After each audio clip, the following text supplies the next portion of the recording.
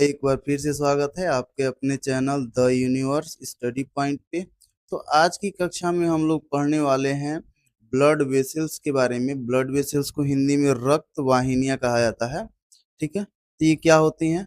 तो blood vessels are the tube like structure, यानी कि नली की जैसी संरचनाएं होती हैं, that carry blood throughout the body, जो पूरे शरीर में रुधिर को ढोती हैं।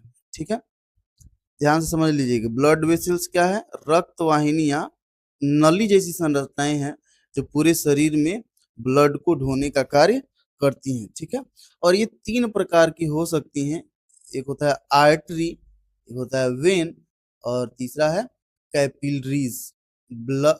आर्टरी, वेन और कैपिलरी, ये तीन प्रकार की होती हैं। तो आइए समझते हैं ये तीनों क्या होती हैं। पहला है आर्टरी। आर्टरी क्या होती है? देखिएगा, carry blood away from the heart, यानी कि ऐसी रक्त वाहिनी जो रुधिर को हृदय से दूर लेके जाए। ठीक है, देखिएगा, अवे फ्रॉम द हार्ट यानी कि हृदय से दूर लेके जाए to different part of the body, body के अलग अलग हिस्सों में। ठीक है, तो ये बात समझ में आएगा कि जो आर्टरी होती है, आर्टरी को हिंदी में धमनी कहा जाता है। ठीक है, आर्टरीज को हिंदी में धमनी कहा जाता है, और धमनी वे रक्त वाहिनियां होती हैं जो हृदय से रुधिर को दूर ले जाती हैं बॉडी के अलग अलग पार्ट्स में। ठीक है, अब देखिएगा वेन क्या होती है।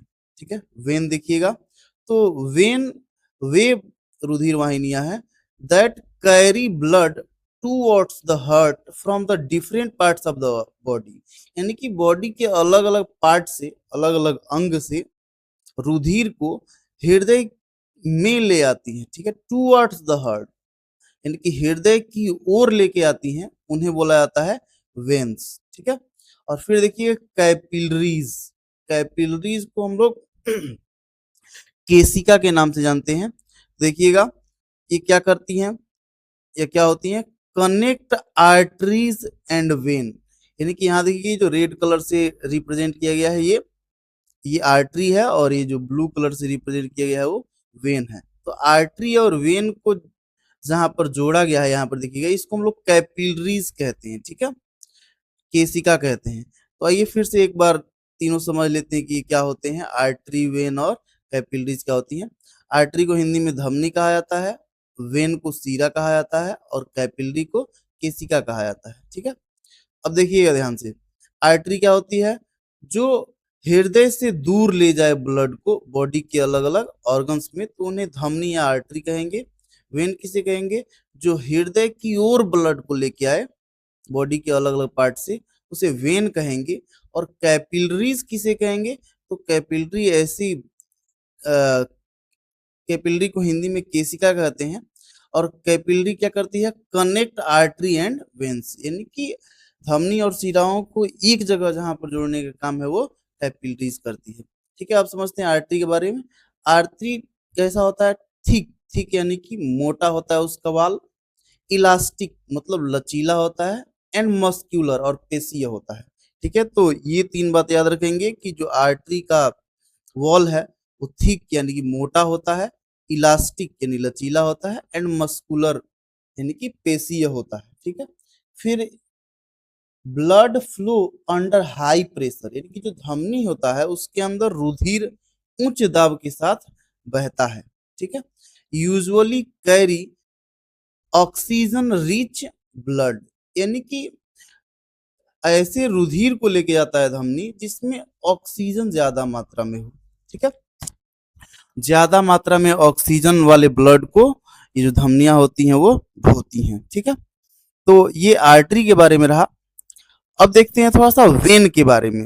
वेन का जो वॉल होता है कंपैरेटिवली क्या होता है? थीन होता है। ठीक है, धमनी से शिराओं का जो वॉल है वो थीन होता है, पतला होता है। यहाँ पर देखिए, देखिए तो अभी थिक यानी मोटा होता है, और थीन यानी कि पतला होता है। ठीक है, contain valves that prevent back flow of blood, और जो शिराएं होती हैं, वेन्स होती हैं, उनमें वॉल्व पाए जाते हैं। ठीक है, और ये वॉल्व क्या काम करते हैं? तो जो रुधिर एक बार आगे बढ़ गया तो उसका बैक फ्लो ना हो, वो पीछे की ओर ना बढ़े, इसके लिए शिराओं में क्या पाए जाते हैं, वॉल पाए जाते हैं, ठीक है।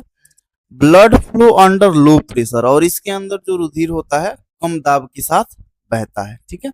और यूजुअली ऑक्सीजन पुअर ब्लड, यानी कि जिसमें ऑक्सीजन कम हो और कार्बन डाइऑक्साइड ज्यादा हो, ऐसा ब्लड शिराओं के अंदर या वेन्स के अंदर बहता है, ठीक है। अभी इसमें हम लोगों ने देखा था कि धमनियों में ऑक्सीजन रिच ब्लड बहता है, या शुद्ध रक्त बहता है, या ऑक्सीजन युक्त रक्त बहता है।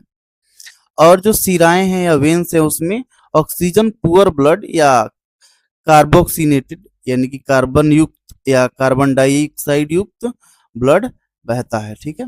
फिर हम लोग देखेंगे कैपिलरीज के बारे में। तो स्मॉलेस्ट ब्लड वेसल्स, यानी कि सबसे छोटी रक्त वाहिनियां होती हैं कैपिलरीज।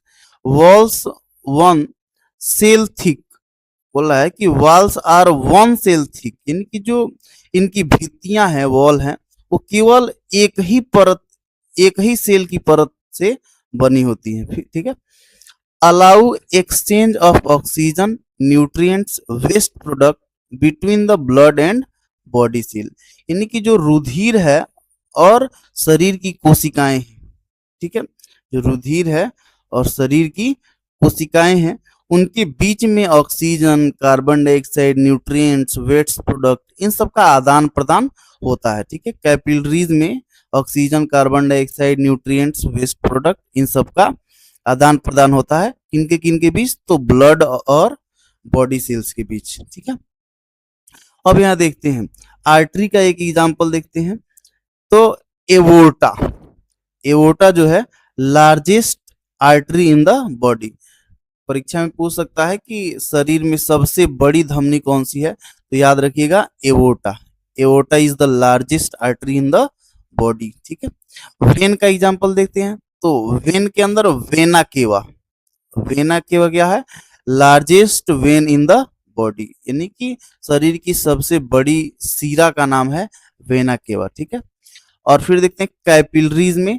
तो site of exchange of gases, यानी कि वह जगह जहां पर गैसों का आदान प्रदान होता है, ठीक है। उसके अलावा न्यूट्रिएंट्स का आदान प्रदान होता है और वेस्ट प्रोडक्ट का आदान प्रदान होता है, ठीक है। ऐसी जगह जहां पर गैसों का, पोषक तत्वों का और वेस्ट प्रोडक्ट यानी खराब पदार्थों का आदान प्रदान होता है, ऐसी जगह कहाँ है, तो कैपिलरीज है, ठीक है। कैपिलरीज के अंदर ये चीज होता है, ठीक है।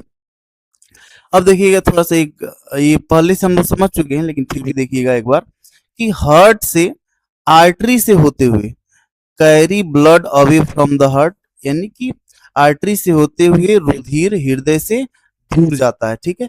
और कहाँ पर पहुंचेगा, कैपिलरीज में। और कैपिलरीज में क्या हो जाएगा, site of exchange gas, nutrients and waste product, यानी कि ये जो गैस है या पोषक तत्व है या अवशिष्ट पदार्थ है या अपशिष्ट पदार्थ है, उनका यहाँ पर आदान प्रदान हो जाएगा।